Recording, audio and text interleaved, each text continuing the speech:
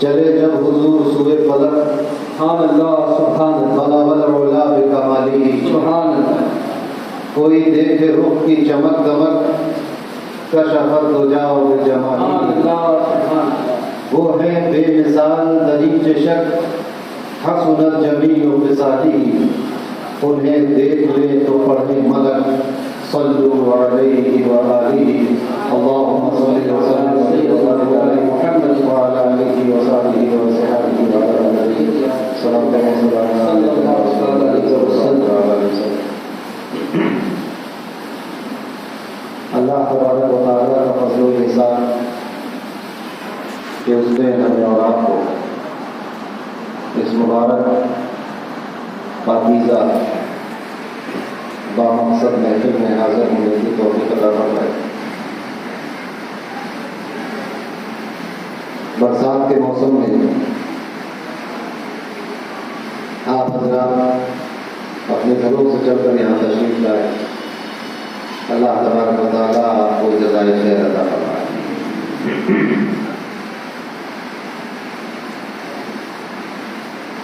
جلسے اور پروگرام تو بہت ہوتے رہتے ہیں، تقریریں آپ لوگ کو سنتے بھی رہتے ہیں.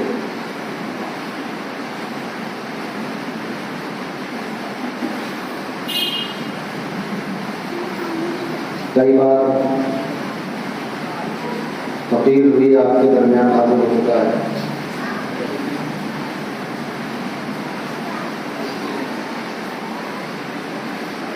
اس بار میں چاہتا ہوں کہ ہم لوگ اس بات پر غور کریں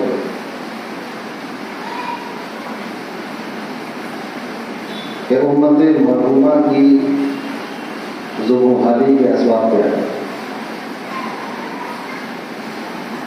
وہ کیا وجہ ہے جس کی بنیاد پر تقریباً 1 ارب مسلمان ذلت و رسوائی کے عالم میں پڑے.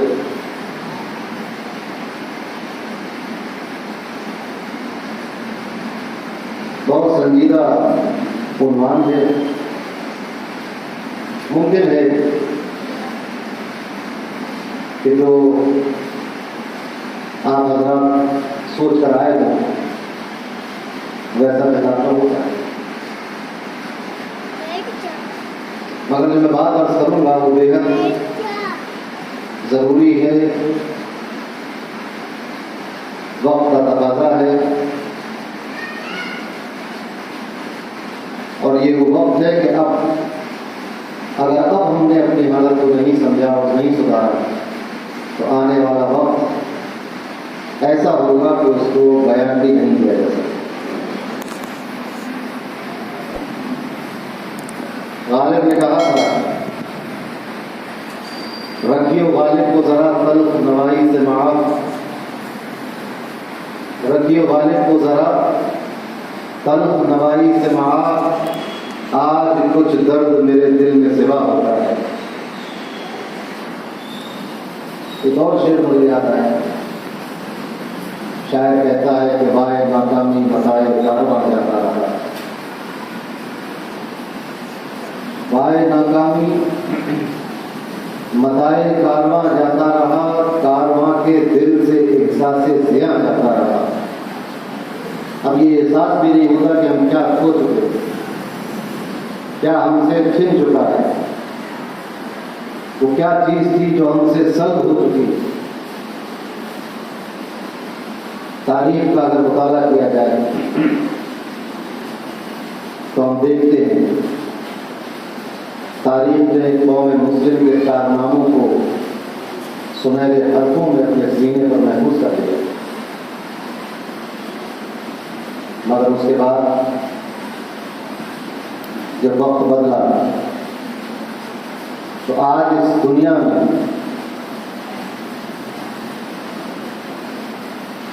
سماجی طور پر، معاشی طور پر، اقتدار کے طور پر، عزت و وقار کی جہت سے اگر سب سے کمزور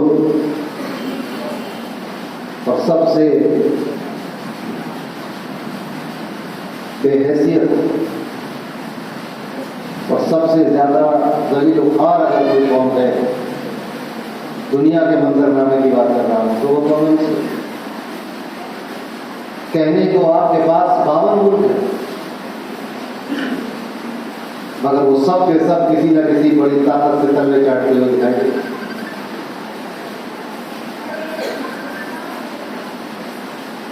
اللہ تبارک و تعالیٰ نے اپنے پیارے حبیب صلی اللہ علیہ وسلم کی زبان مبارک سے اپنے کلام کو جاری کر کے یہ ارشاد فرما دیا کہ یہ ہو کر رہے گا،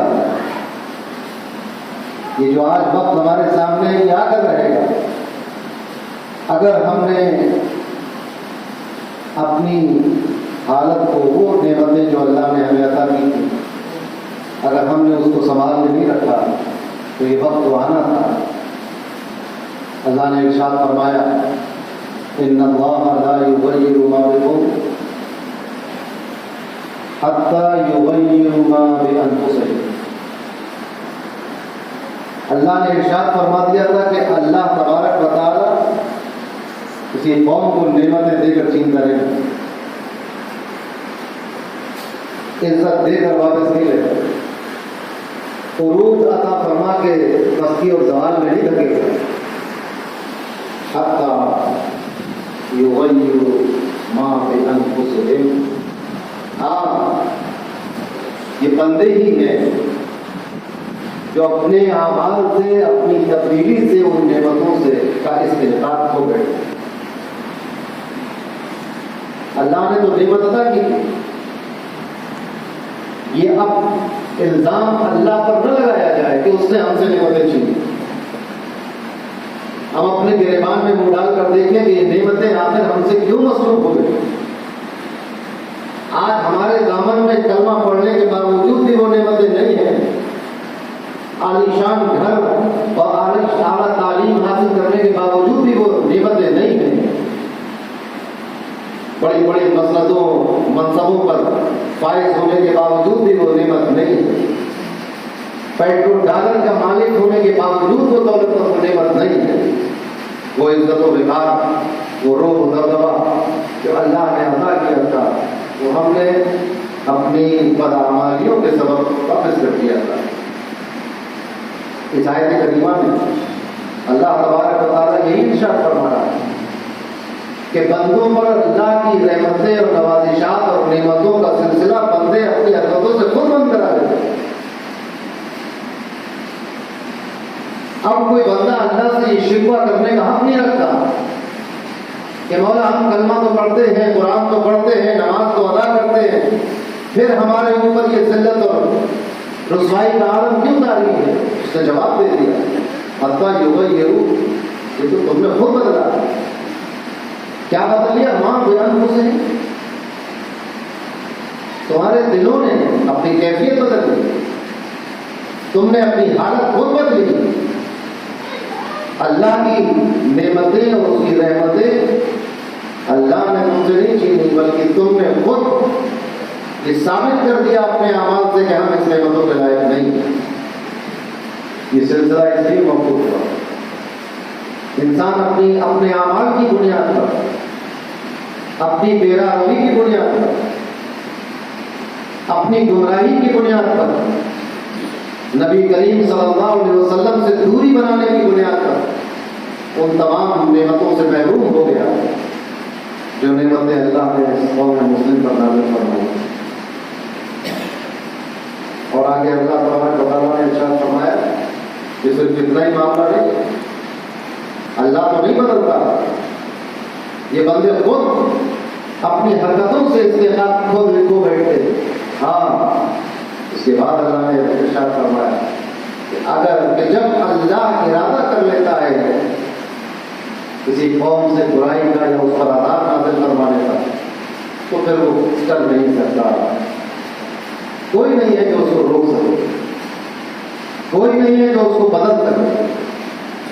اب اس آیت کریمہ کو اگر ہم غور سے دیکھیں تو اس میں ہمارے تمام سوالوں کے جوابات کو چھپا ہے، اور ہمیں اس تنبیہ کے باوجود اللہ تبارک و تعالیٰ ایک راہ بھی دکھا رہا ہے کہ اب بھی اگر تم اس راہ پر گامزن ہو جاؤ تو وہ نعمتوں کے سلسلے پھر شروع ہو جائے، اور یہ سمجھانا چاہتا ہے اللہ کہ تم اس پریشانی کے عالم میں کبھی ویسٹرن دنیا سے مدد مانگتے ہو، کبھی رشیا اور امریکہ سے مدد مانگتے ہو، کبھی ارباب اقتدار کے سامنے جھولی پھیلائے ہوئے ہو، کبھی تعلیم کے نام پر تو اپنی رسوائی کا سبب تعلیم کی عدم تعلیم کو محفوظ کرتے ہو، کبھی تم اپنی ذلت و رسوائی کو اپنی غریبی اور غربت پر محفوظ کرتے ہو، تم لوگوں کے سامنے دریو زگر ہو گئے ہو، تم اپنے ہی جیسے لوگوں سے مدد مانگتے پھر رہے ہو۔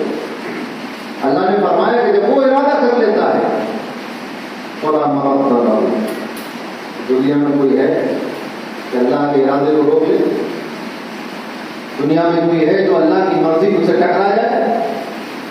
دنیا میں کون ہے جو اللہ کے سامنے کھڑا ہو کر یہ کہہ سکتا ہے کہ مولا تو چاہتا ہے مگر میں ایسا نہیں ہونے دیتا ہے؟ بڑے بڑے طاقتور لوگ، باحیثیت لوگ، بادشاہ لوگ زمین کی گہرائیوں میں قبروں کے اندر اندھیری تاریخ کوٹری میں پڑے ہوئے، کوئی پرسان حال نہیں ہے۔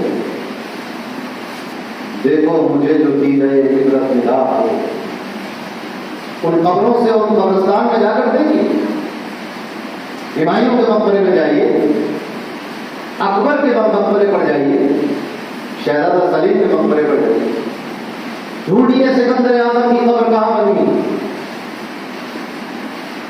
دیکھیے جا فرعون کی لاش قاہرہ کے میوزیم میں